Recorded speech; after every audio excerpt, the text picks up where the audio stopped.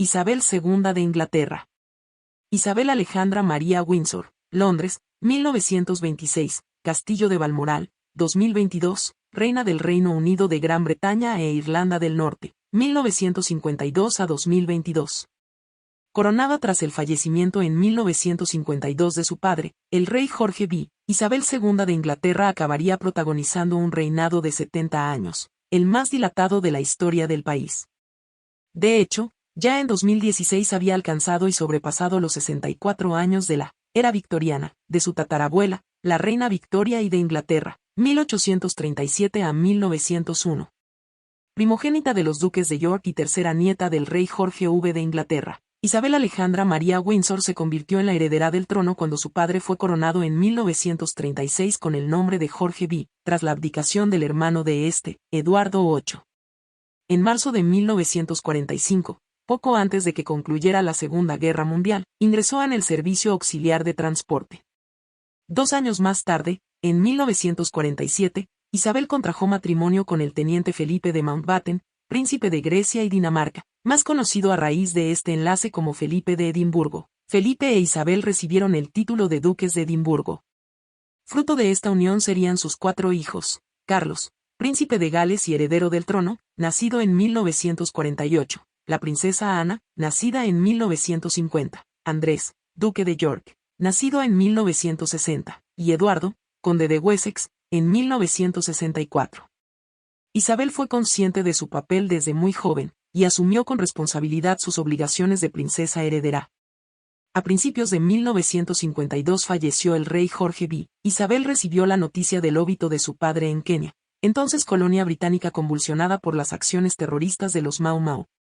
El 2 de junio de 1953, Isabel II fue coronada reina del Reino Unido de Gran Bretaña e Irlanda del Norte en la antigua abadía de Westminster, en una fastuosa ceremonia a la que asistieron jefes de Estado y representantes de las casas reales europeas y que miles de personas pudieron seguir por primera vez a través de la televisión. A pesar del reducido papel político al que se vio reducida la monarquía británica tras la Segunda Guerra Mundial, esencialmente simbólico, y de los cambios que se produjeron en la relación con las antiguas colonias, Isabel II procuró preservar el carácter unificador de la corona en el espacio político del antiguo Imperio Británico, convertido en la Commonwealth tras el proceso de descolonización iniciado en los años 60. Con este objeto viajó por todo el mundo como no lo había hecho ningún otro monarca británico, estrechando vínculos con súbditos de las más diversas razas, creencias y culturas. Incluso en Australia instauró la costumbre de los paseos más o menos espontáneos, para mezclarse y saludar sin protocolo a la gente de la calle. En otro orden de cosas, en 1960 dispuso que los miembros de la familia real que no fuesen príncipes o altezas reales llevasen el apellido Mountbatten-Windsor.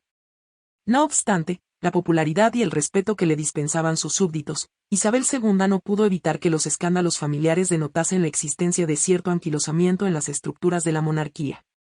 El año 1992, que la misma soberana calificó de annus horribilis, fue un punto de inflexión al divulgarse las desavenencias conyugales de sus hijos. El príncipe Andrés se separó de Sarah Ferguson. Las tensiones entre Carlos de Inglaterra y la popular Lady Diana de Gales pasaron al dominio público, y se consumó el divorcio de la princesa Ana, separada 3 años antes de Mark Phillips. Por si fuera poco, un incendio que causó cuantiosos daños materiales en el Palacio de Windsor, residencia de la reina, originó ese mismo año una agria polémica. El gobierno anunció precipitadamente que correría con los gastos de las reparaciones, sin tomar en cuenta ni el fabuloso patrimonio ni las exenciones fiscales de que disfrutaba la monarquía. El resultado de todo ello fue un fuerte descenso de la popularidad de la institución. La crisis se recrudeció con el divorcio del príncipe Carlos 1996 y muy especialmente tras el fallecimiento en un accidente automovilístico, agosto de 1997, de su exesposa, la princesa Diana de Gales, en quien el pueblo vio una víctima tanto del comportamiento adúltero del príncipe Carlos como de la insensibilidad de la familia real.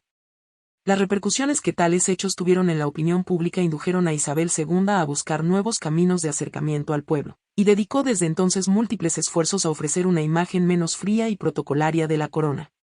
Tal propósito se hizo explícito en la celebración de las bodas de oro de su matrimonio con el duque de Edimburgo, 20 de noviembre de 1997. En un discurso pronunciado en el banquete ofrecido por el primer ministro con tal motivo, la reina prometió abrir la monarquía a los ciudadanos. En este sentido cabe interpretar decisiones tan dispares como la de pagar impuestos sobre sus bienes e ingresos, dar un tono popular y familiar a las celebraciones de la corona o visitar a las víctimas de actos terroristas, gestos que dieron lentamente sus frutos hasta relegar al olvido los delicados años 90. Los pocos que la conocieron, casi nunca concedió entrevistas. Habitualmente señalaban el alto sentido del deber y el apego a la tradición como los principales rasgos de su carácter, ordenada y práctica. Gustaba de los juegos de salón y de los rompecabezas, y sentía pasión por los caballos y los perros. El año anterior a su fallecimiento hubo de lamentar el de su esposo, y como ocurrió con la reina Victoria, cuando Isabel murió a los 96 años de edad, la inmensa mayoría de sus súbditos no podía recordar un tiempo en que no hubiese sido su reina.